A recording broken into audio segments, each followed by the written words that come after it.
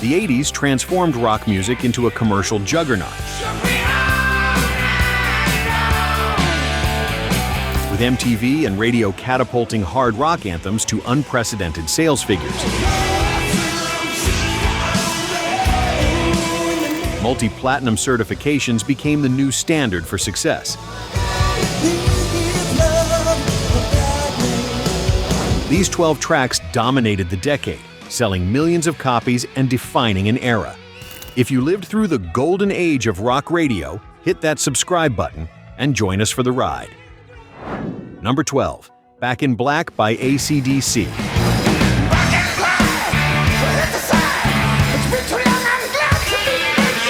27 million copies certified in the United States alone.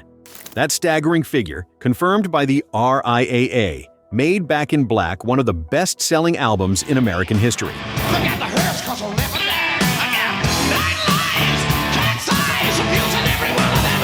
Released in July 1980 as the title track from their comeback album, the song served as both a tribute and a declaration. Former vocalist Bon Scott had died suddenly in February that same year, leaving the band's future uncertain. New frontman Brian Johnson delivered vocals that honored Scott's legacy while establishing his own identity.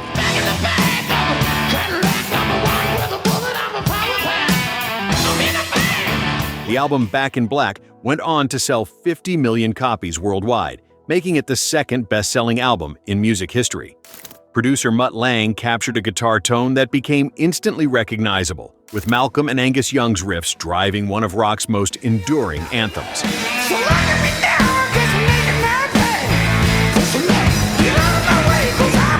The song became one of the most covered and referenced tracks in rock history, appearing in films, sporting events, and commercials for 4 decades without ever losing its impact.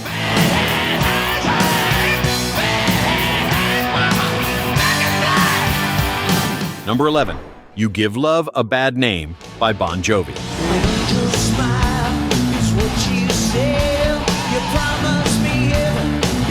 November 29, 1986. That was the date this New Jersey band hit number 1 on the Billboard Hot 100 for the first time. The song came from Slippery When Wet, an album that earned an 18 times platinum certification from the RIAA.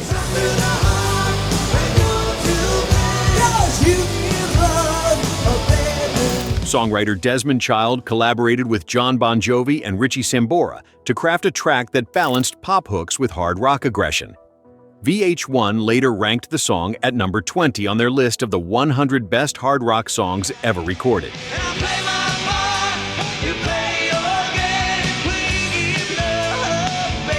Radio stations across America played it constantly throughout 1987, helping Bon Jovi transition from club band to arena headliners. The track's success opened doors for other glam metal acts, proving that heavy guitars and commercial appeal could coexist.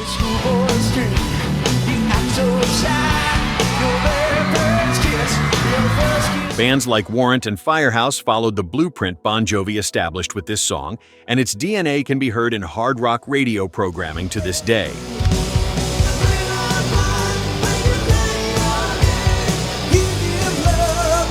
Number 10. Livin' on a Prayer by Bon Jovi.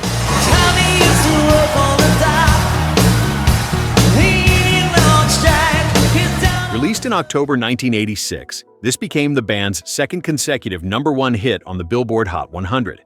The song topped the mainstream rock chart and spent 4 weeks at number 1 on the pop charts in early 1987.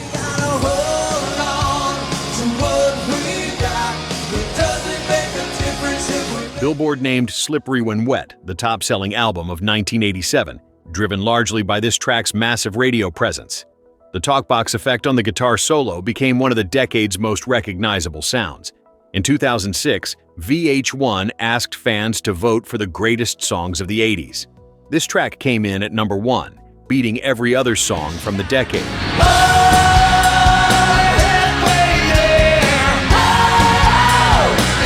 John Bon Jovi wrote the lyrics about a working-class couple struggling to make ends meet, a theme that resonated with blue-collar America.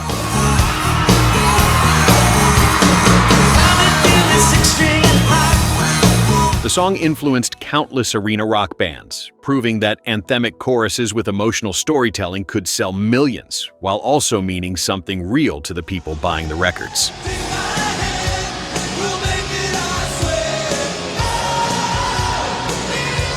Number 9. Sweet Child O' Mine by Guns N' Roses.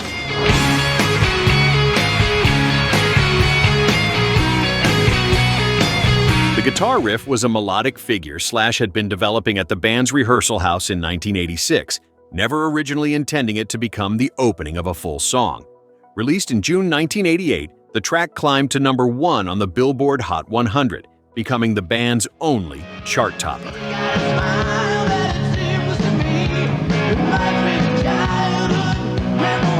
By March 2012, it had sold 2.6 million digital copies in the United States alone. Appetite for Destruction, the album that featured this song, moved 30 million copies worldwide, making it the best-selling debut album in American history.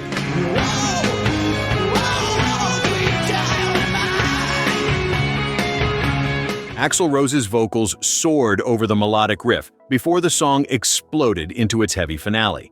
The track helped popularize a grittier, more dangerous brand of hard rock, influencing bands like Alice in Chains and Stone Temple Pilots in the following decade.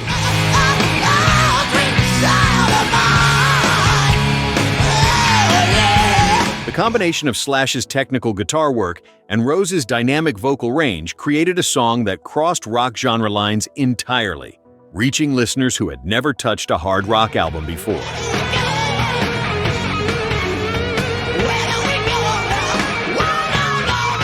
Number 8.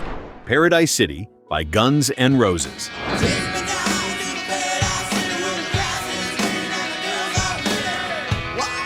Take Me Down to the Paradise City. That opening line became a rallying cry for rock fans in 1988. The song peaked at number 5 on the Billboard Hot 100, marking the band's third top 10 single.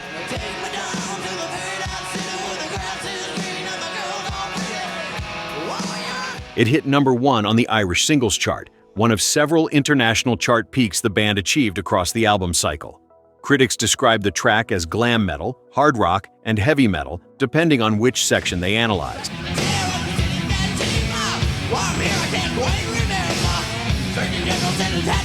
The song structure shifted dramatically, starting as a mid-tempo rocker before accelerating into a frantic double-time finale. That transition kept listeners engaged for 6 minutes and 46 seconds, unusually long for radio play. MTV aired the video constantly, featuring footage from the Monsters of Rock Festival at Castle Donington.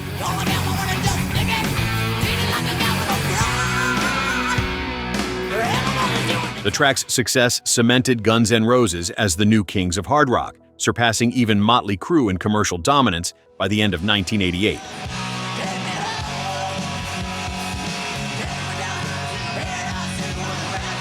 Before we continue, which of these anthems was your soundtrack in the 80s? Did you blast these songs from your car speakers or memorize every guitar solo? Drop a comment and let us know where you're watching from.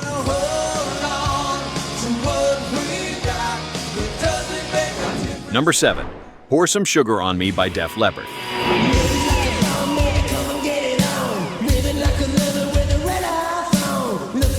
Producer Mutt Lange recorded this during the final sessions for Hysteria, a late edition that came together rapidly during the closing weeks of recording. Released in 1987 in the UK and becoming a massive US hit through mid-1988.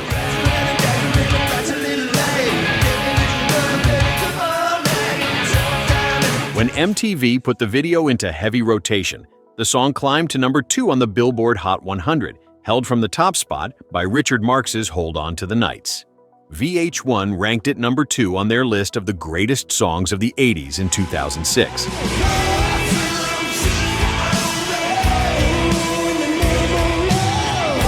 The track's success was extraordinary. It sold nearly 4 million additional copies of Hysteria during the summer of 1988 alone.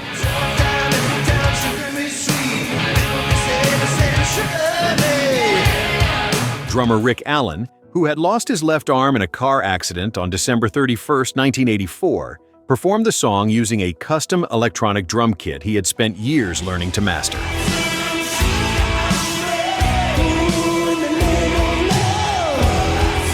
The band's perseverance paid off, with the album eventually selling 25 million copies worldwide.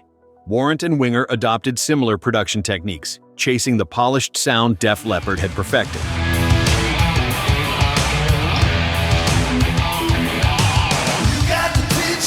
Number 6. Love Bites by Def Leppard.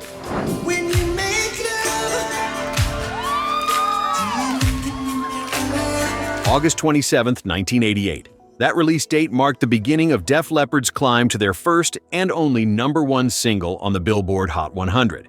The song hit the top spot on October 8, 1988, staying there for 1 week.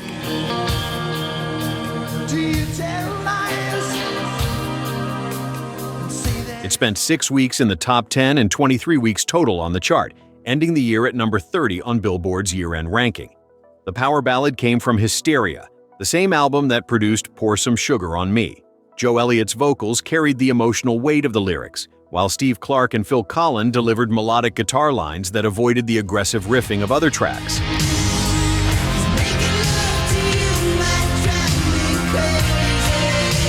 The song proved that Def Leppard could dominate with softer material, expanding their audience beyond traditional hard rock fans. Slaughter and Firehouse later found success with similar ballad approaches, both citing Def Leppard's ability to balance power and melody as a model they studied closely.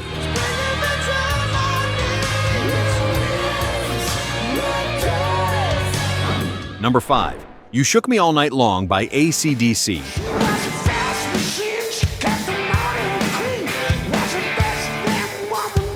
6 times platinum. The RIAA issued that certification in the 2020s, recognizing decades of sustained sales for this 1980 track. Brian Johnson's first album with AC/DC produced 2 massive hits, and this was the second.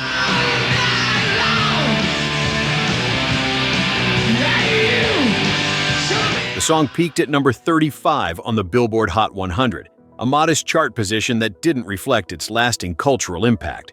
Johnson's raspy vocals differentiated him from Bon Scott while maintaining the band's signature sound.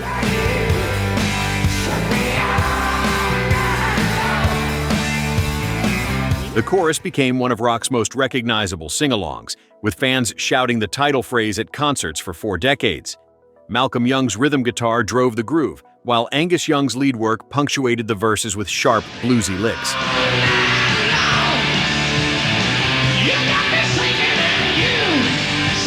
The track helped AC/DC become a worldwide phenomenon, transcending the hard rock genre to achieve mainstream acceptance.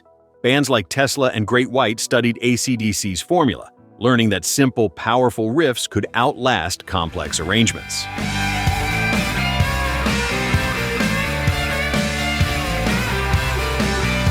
Number 4. Here I Go Again by Whitesnake.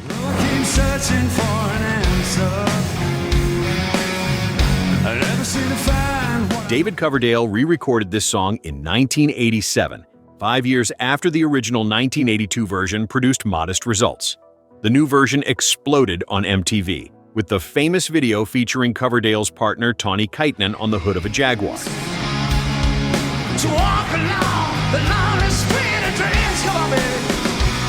The single achieved multi-platinum status and became Whitesnake's signature song. The Ace self-titled album that featured it sold 8 million copies in the United States alone. Guitarist Adrian Vandenberg delivered the blistering solo on the hit version, elevating the track beyond typical power ballad territory. The song's success revitalized Coverdale's career after years of modest album sales with previous Whitesnake lineups. Radio stations couldn't stop playing it throughout 1987 and 1988.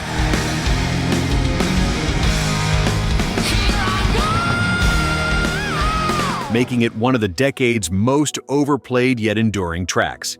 The commercial breakthrough influenced bands like Great White and Damn Yankees, proving that veteran artists could still dominate MTV.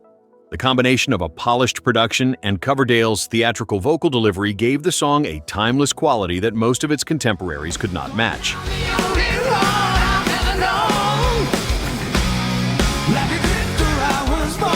Number 3. I Love Rock and Roll by Joan Jett and the Blackhearts. dancing there by the record machine. I knew he must have been 7 weeks at number 1. That was the song's run at the top of the Billboard Hot 100 in early 1982, one of the longest chart reigns of the decade. Originally written and recorded by the Arrows in 1975, Joan Jett transformed it into a hard-edged anthem that sold millions.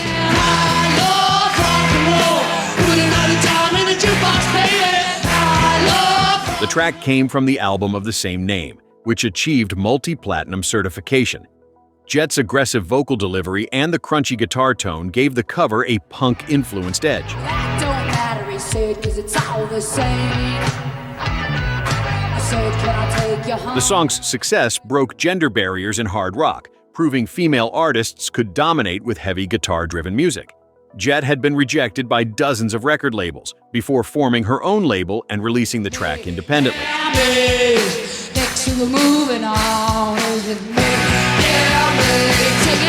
The guitar riff became instantly recognizable, with 3 power chords carrying the entire verse structure.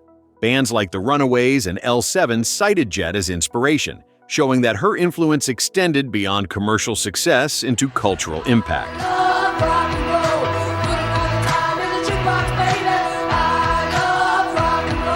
Number 2. Come On Feel the Noise by Quiet Riot.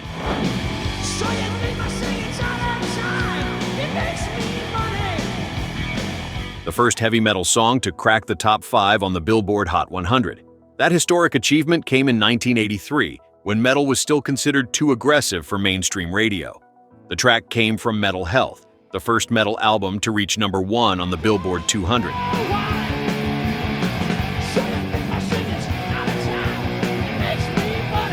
Quiet Riot covered the song from British band Slade's 1973 original, adding heavier guitars and a more aggressive vocal approach. Frontman Kevin Dubrow initially resisted recording a cover, wanting original material to represent the band.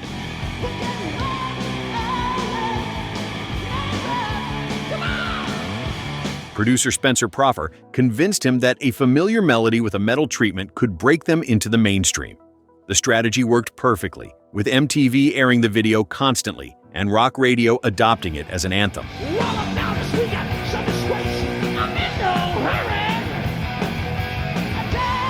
The song's crossover success paved the way for other metal bands like Rat and Dokken to achieve commercial radio play, fundamentally changing the landscape of 80s rock. It also indirectly delivered Slade their own American hit, when the attention on the cover led CBS to sign the British originators for a US deal. So you think I gotta turn it back? I'm a mean go-getter. Number 1. The Final Countdown by Europe.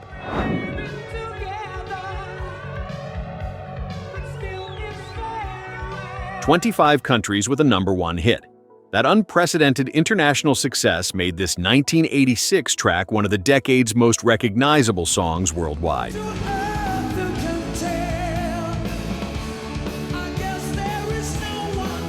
Vocalist Joey Tempest had written the synthesizer riff as a keyboard figure in the early 1980s, and after bandmate Meek McKaylee suggested building a full song around it, the group completed the composition in 1985, inspired partly by David Bowie's Space Oddity.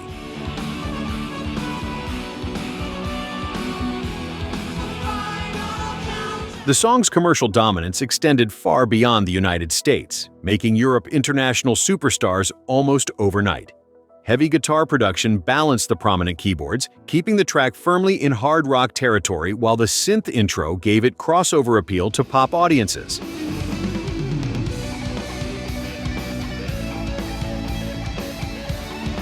The band recorded it for the Final Countdown album, which sold millions of copies globally.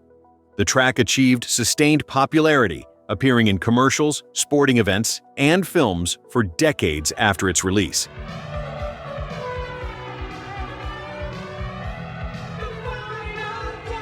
Its success proved that European rock bands could compete with American acts in the global marketplace, opening doors for artists from overseas to dominate MTV and radio simultaneously.